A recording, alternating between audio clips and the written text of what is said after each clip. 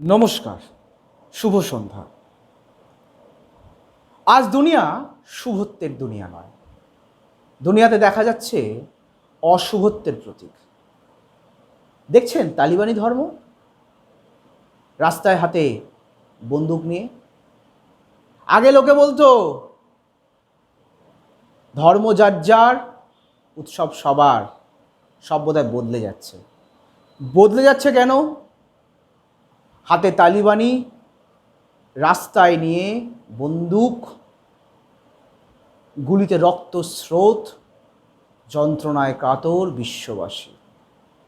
যাই হোক, আফগানিস্তানের তালিবানি রাজ, উড়ন্ত প্লেনে, মৃত্যুমুখে মানুষ, এক নতুন ধর্মের সমীকরণ আমরা দেখলাম। আর ধর্ম ও একটা অনেকটা বড় শব্দ, যে শব্দের সরলীকরণ করা বোধহয় সব থেকে কঠিন শব্দ। ভারতবর্ষের ধর্ম নিয়ে আলোচনা করা সব থেকে বেশি কঠিন। আপনি ধর্ম নিয়ে বলবেন, রাস্তায় বলবে একটা পাগল রাস্তা দিয়ে বেরিয়েছে, এই ধর্মকে শোনা যাবে না। শ্রী রামকৃষ্ণদেব বলতেন, যত মত তত পথ। লোকে বুঝলো আচ্ছা পাগল, বকছে বেশি। লোকে ভুল করে বলেই দিল একটা রুগী। ধর্মের ধারণা একেবারে আলাদা। কারোর কাছে ধর্ম হলো দেমে আমায় তবিলদারি, আবার কেউ বলছেন আসো লুটোপুটি করে খায়। কিন্তু এই সত্যি কি ধর্ম? অন্তত ভারতবর্ষের ইতিহাস চেতনায় ধর্মের ধারণাকে এক ভিন্ন মাত্রায় নিয়ে গেছেন একটি শাসক, যার কথা আমরা সকলেই জানি। সেই শাসক অবশ্যই সম্রাট অশোক। সম্রাট অশোকের প্রচারিত ধর্ম না, ওটা লোকে বলে, কিন্তু আসলে হলো ধম্ম। এই ধর্ম ধারণাটি ধম্ম হিসেবে ব্যবহৃত হয়েছে, তার কারণ এটি পালি ভাষায় চিন্তিত। পালি প্রাকৃতে এই ধর্ম হয়ে উঠেছে ধম্ম। কি ছিল অশোকের ধর্মে? প্রথম দিকের ভারতীয় ঐতিহাসিকরা মনে করতেন অশোকের ধর্ম আর কিছুই নয়, এটা হলো একটা বৌদ্ধ ধর্ম।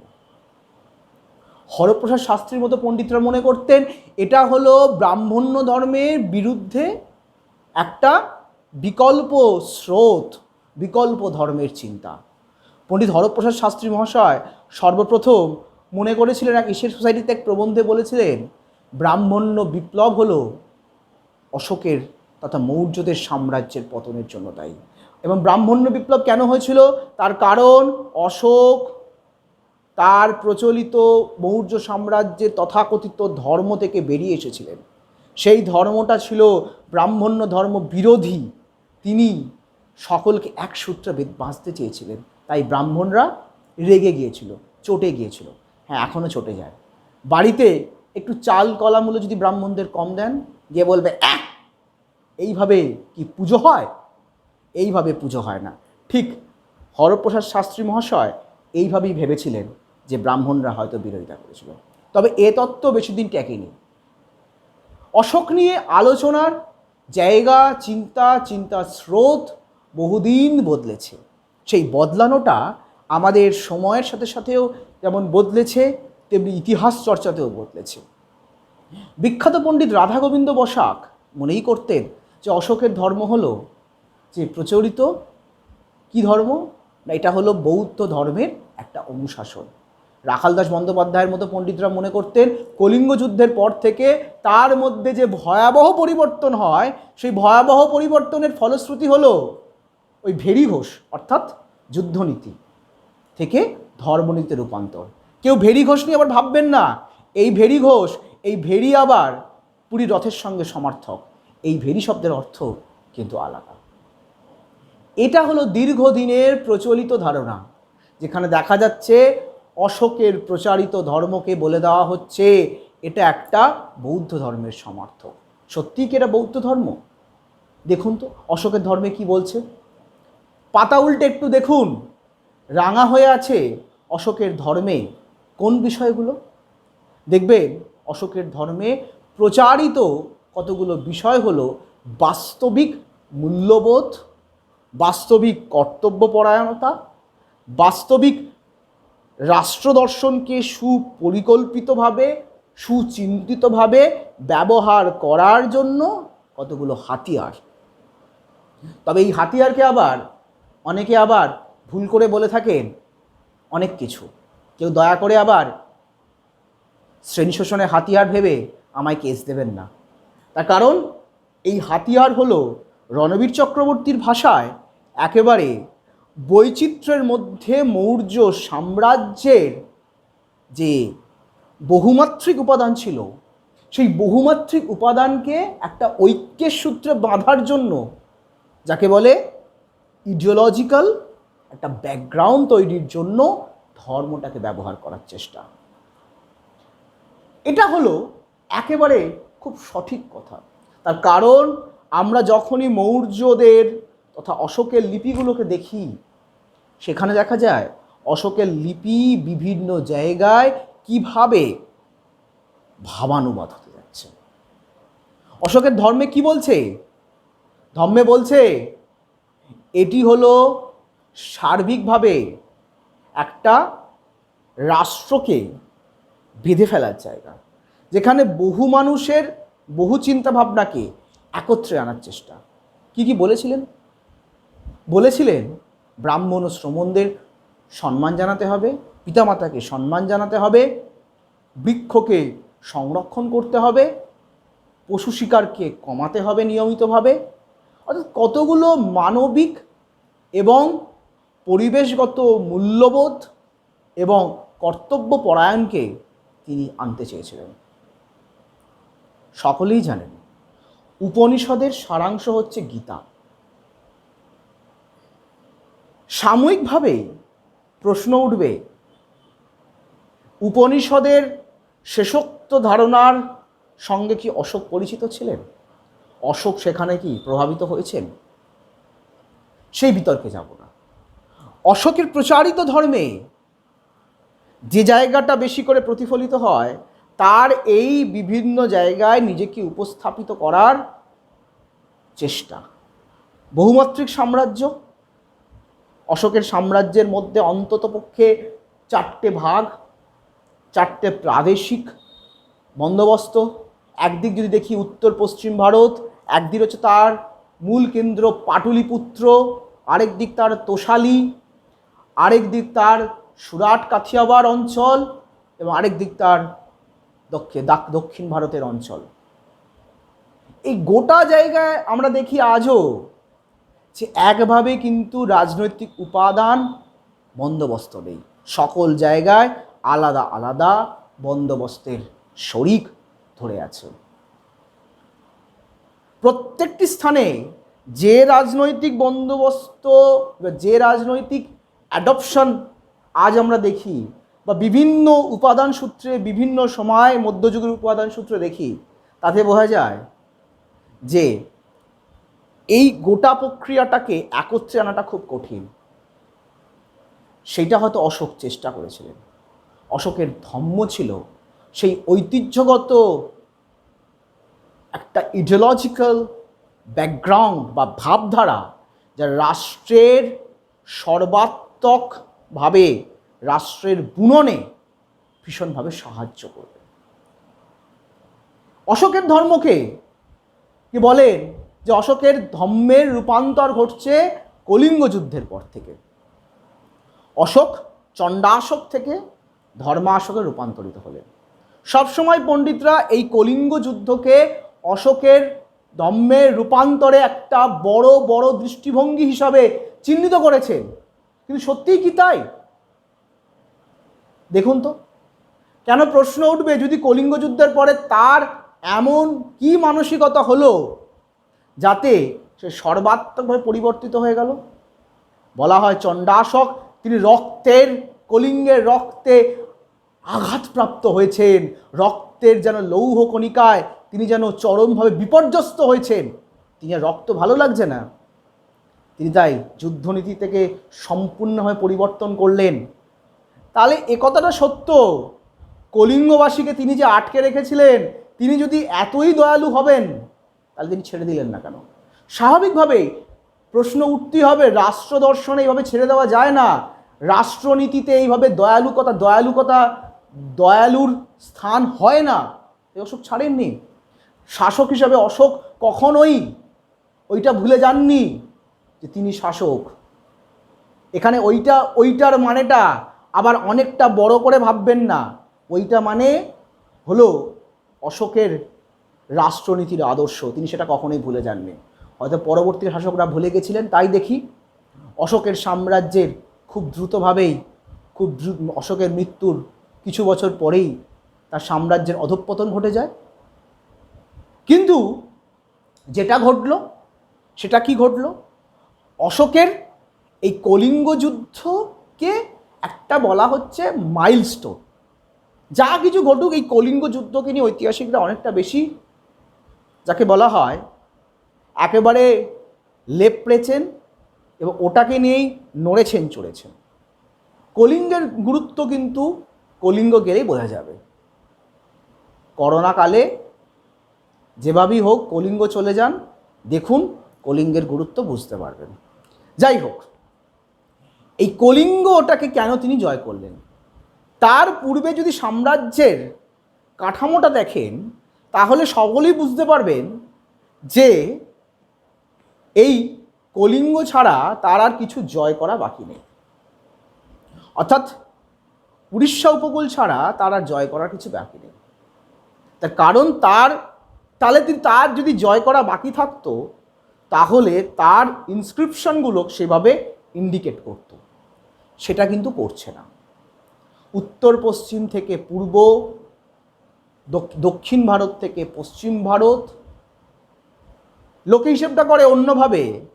কাশ্মীর থেকে কন্যাকুমারী, কাথিয়াবার থেকে উৎকল, এভাবে বললাম না, একটু ঘুরিয়ে বললাম।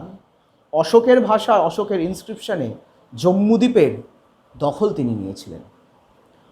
অশোকের ধর্ম তাহলে কি হয়ে উঠল? কলিঙ্গ যুদ্ধের প্রয়োজনীয়তা হচ্ছে তার সাম্রাজ্যের এমন একটা কেন্দ্রবিন্দু বা মাইলস্টোন যেটা জয় করার পর আর তার কিছু নেই।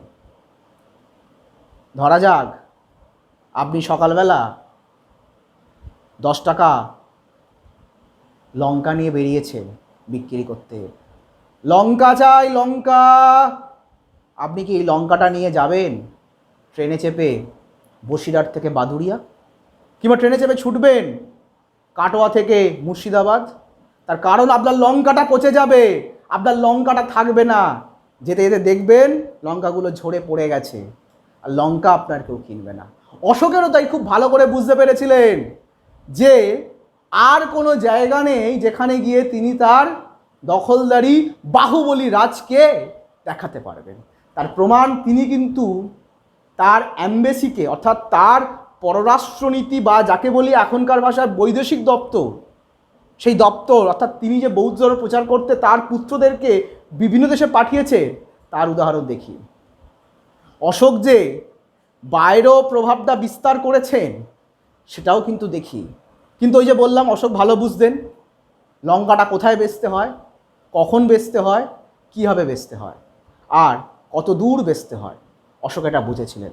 আরেকজন বোঝেননি, ঔরঙ্গজেব। না বুঝে কি হয়েছে আমরা সকলেই জানি। হেরেছেন, মুঘল সাম্রাজ্য ভস্মভূত হয়েছে, টাকার অভাবে টাকা টাকা টাকা দে টাকা দে টাকা দে বলে কেঁদেছেন। অশোককে সেই ভুলটা করতে হয়নি। কিন্তু অশোকেরও ভুল হয়েছিল, সাম্রাজ্যকে ধরে রাখার মতো তিনি সেই রকমভাবে কাঠামো তৈরি করে যেতে পারেননি, তার উত্তরাধিকার সে ধরে রাখতে পারেননি। তার ফলে মৌর্য সাম্রাজ্যের পতন ঘটেছিল। এবার আসা যাক অশোকের ধর্ম তাহলে আসলে কি। রমিলা থাপারের মতো পণ্ডিতরা মনে করেন অশোকের প্রচারিত ধর্ম কখনোই বৌদ্ধ ধর্ম নয়, এটা হলো একটা এমন বন্দোবস্ত যেখানে তার ধর্ম হচ্ছে যে সর্বপ্রথমে অহিংসা নীতি। একেবারে মহাত্মা গান্ধী যখন হিংসরাজ লিখলেন আর পরবর্তীকালে যখন অহিংসার তত্ত্ব তুলে ধরলেন এবং তারপরে ভারতীয় বেশ কিছু ঐতিহাসিক লাফালাফি করে বলতে শুরু করলেন এই তো পেয়ে গেছি। অহিংসার সঙ্গে সমার্থক শব্দ অশোকের ধম্ম। এটা নিয়ে সমালোচনার জায়গা নয়। অশোক মহান, অশোক শাসক হিসেবে মহান, বিশ্বে তার সুমহান ঐতিহ্য প্রতিষ্ঠিত, এটা নিয়ে কারোর কিছু বলার নেই। যেমন এক বিখ্যাত পণ্ডিত অমলেশ ত্রিপাঠী মহাত্মা গান্ধী সম্পর্কে বলেছিলেন, মহাত্মা গান্ধী মুখে যা বলতেন মনে তা ভাবতেন না, আর মনে যা ভাবতেন মুখে তা বলতেন না। অর্থাৎ শাসক হিসাবেও সেটাই করতে হয়। দাড়িতে যা দেখা যায়, হাসিতে যা দেখা যায়, তেলের দামে তা কিন্তু বোঝা যায় না। তেল কিনতে যান, দেখতে পাবেন হাসি হাসছে, আর আপনার চোখ ঝরছে ঝরছে ঝরছে, বুকেতে কষ্ট উঠছে উঠছে উঠছে। অশোকের ধম্ম তাই। অশোকের ধম্ম যেটা দেখাচ্ছে সেটা নয়। তার কারণ, যদি তিনি সর্বাত্ম অহিংসা নীতি গ্রহণ করতেন তাহলে মৃত্যুদণ্ড রহিত করলেন না কেন? তিনি সার্বিকভাবেই মৃত্যুদণ্ড রহিত করেননি যেমনভাবেই, ঠিক তেমনভাবে কলিঙ্গবাসীকে ছেড়ে দিলেন না কেন? অনেকে বলতে পারেন কলিঙ্গবাসী তার শ্যালক বা ভগ্নিপতি নয়, এই জন্য তিনি ছেড়ে দেননি। কিন্তু অশোকের প্রচারিত ধর্মের মধ্যে যেটা দেখা যাচ্ছে সেটা হচ্ছে, এটা সার্বিকভাবে ওই ঐতিহ্যের সূত্রে বাঁধার একটা জায়গা, যেখানে বহুমাত্রিক মানুষকে বেঁধে ফেলার জায়গা। রবীন্দ্রনাথ ঠাকুরের মতো পণ্ডিতরা বলছেন, সাম্রাজ্যকে ধরে রাখার জন্য ধর্মের এই ধম্মের ভীষণভাবে গুরুত্ব ছিল। তারা নতুন কিছু সাম্রাজ্য বিজয়ের জায়গা ছিল না, তাই তিনি ঐতিহ্যগতভাবে, যাকে বলে তোমার মগজে আমি আক্রমণ করলাম, মগজে আক্রমণ, মগজাস্ত্র দিয়ে আক্রমণ করলাম। এক রাজা চেয়েছিলেন মগজের একটা নতুন কোনো মেশিন বানাতে, সেই মেশিনে সব লোককে ঢুকিয়ে ফেলে যেন সেই রাজার নামে জয়কীর্তন করে বলা হোক, রাজা ভগবান ভগবান ভগবান। সেই সিনেমার কথা আমরা জানি। রাজা ভগবান হননি, বরং দড়ি ধরে মারো টান, রাজা হবে খান খান। এটা আমরা শেষকালে দেখেছিলাম। অশোক মগজাস্ত্র তৈরি করেননি, কিন্তু তৈরি করেছিলেন এমন একটা ভাবনা, একটা চিন্তা, যেখানে রাষ্ট্রের সমস্ত মানুষকে তিনি এক করতে চান। আর সেই ধর্মের ভাবনাতে আমরা সার্থকভাবেই দেখতে পাই এক নবতম উপাদান, যাকে বলা যেতে পারে একটা ভাবধারা, ঐতিহ্যগত চেতনা, যে চেতনার মধ্য দিয়েই গোটা সাম্রাজ্যের সমস্ত মানুষকে তিনি এক করে রাখতে পারেন, যিনি সার্বিকভাবেই সংযোগ করতে পারেন তার মূল সূত্রগুলিকে গোটা দেশের সমস্ত সূত্রের মধ্যে। আজ আমরা দেখতে পাই অশোকের ধম্ম নানাভাবে প্রচারিত, কিন্তু ধম্মের স্বরূপ জানা ভীষণভাবে জরুরি। না এটা বৌদ্ধ ধর্ম, না এটা রাষ্ট্রপ্রচারিত অহিংস ধর্ম, না এটা অশোকের দ্বারা প্রচারিত নব্য কোনো বৌদ্ধ ধর্ম। অশোক নিজে বৌদ্ধ ধর্মের অনুগামী ছিলেন, এ কথা অস্বীকার করার উপায় নেই। তার কারণ তার রুম্বেন্দাই পিলার ইনস্ক্রিপশন তার সার্বিকভাবেই তার প্রমাণ। অশোক বৌদ্ধ ধর্ম ছিল, এটা কোনো সমস্যা নয়। অশোকের প্রচারিত ধর্ম বৌদ্ধ ধর্ম ছিল না, সেটা ছিল রাষ্ট্রের জন্য, রাষ্ট্রের কল্যাণে, রাষ্ট্রের ভাবধারার সঙ্গে সমন্বয় তৈরি করা একটা বহুমাত্রিক উপাদান, যাতে সকলে মিলে ভালো থাকা যায়, সকলে মিলে কাজ করা যায়। নমস্কার সকলকে অনুরোধ করব ভিডিওটি দেখার, শেয়ার করার, লাইক করার এবং সাবস্ক্রাইব করার। ধন্যবাদ।